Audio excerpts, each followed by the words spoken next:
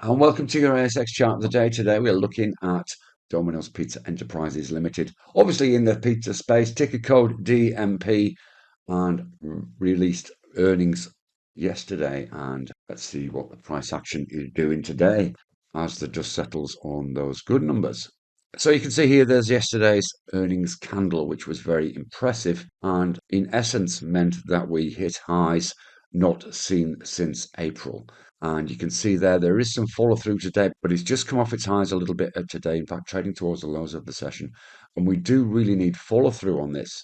And what we're suggesting potentially as a key price level is 55.20. Two reasons for this. First of all, of course, there's this price action here back in February this year. And secondly, the 200 EMA is sitting at that level as well.